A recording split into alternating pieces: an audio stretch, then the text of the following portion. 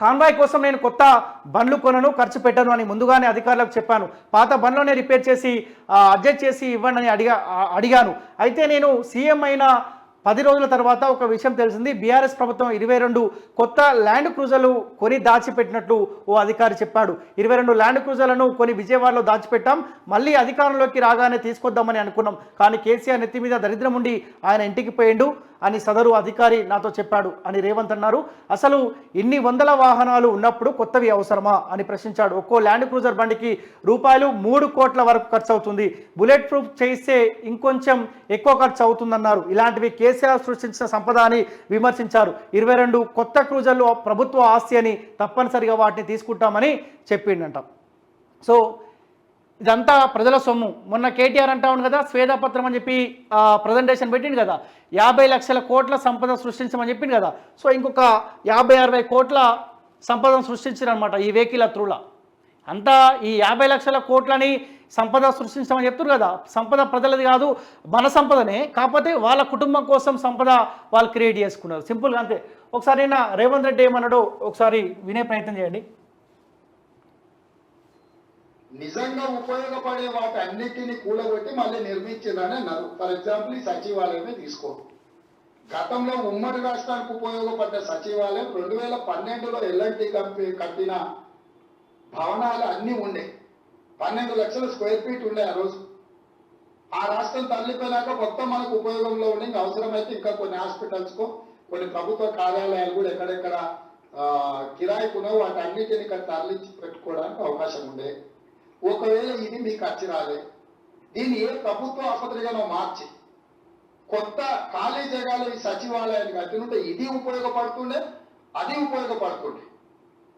ఇక్కడ అన్ని రకాల వసతులతో ఉన్న భవనాలను కూలగొట్టి కొత్తది కట్టి ఆస్తి సృష్టించినట్టు అక్కడ కూడా ఉన్న భవనాలని కూలగొట్టి కట్టి ఎక్కడైనా ఉన్నదాన్ని కూలగొట్టి కొత్తది కడుతున్నట్టే ఉద్దేశం ఏందో మనం అర్థం చేసుకోవాలి. అంతెందుకు నేను కొత్త బండ్లు కొనను, ఖర్చు పెట్టానని చెప్పిన. మీకు తెలవాల్సింది ఏంటంటే 22 ల్యాండ్ క్రూజర్లు కొని కొత్తది దాచిపెట్టారు.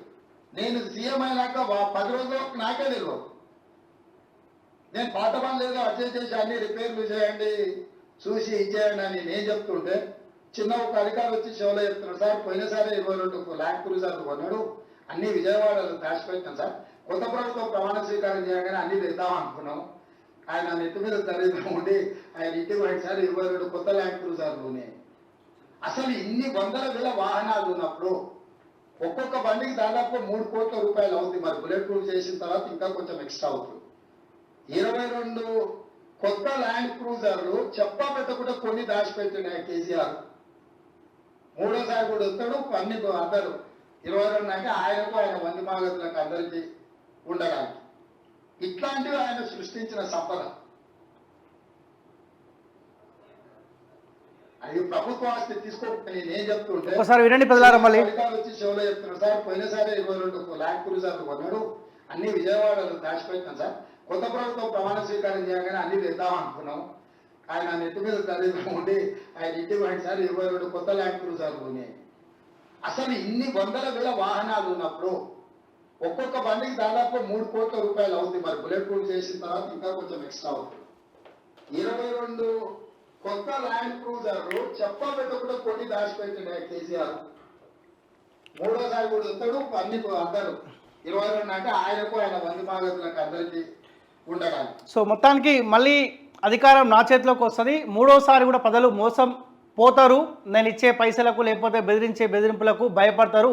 తెలంగాణ రాష్ట్ర ప్రజలు మళ్ళీ నాకే ఓటేస్తారని చెప్పి 22 ల్యాండ్ క్రూజర్లు ఏపీలో దాపెట్టుకుండు. సో అవి ఇప్పుడు కొత్త ప్రభుత్వానికి యూజ్ కాబోతా ఉన్నాయి. ఒకసారి మీరు చూడొచ్చు ఒక్కొక్క ల్యాండ్ క్రూజర్ వెహికల్ ఎంత కాస్ట్ ఉంటుందో ఒకసారి మీరు చూడొచ్చు. సో ఒకసారి మీరు చూడొచ్చు.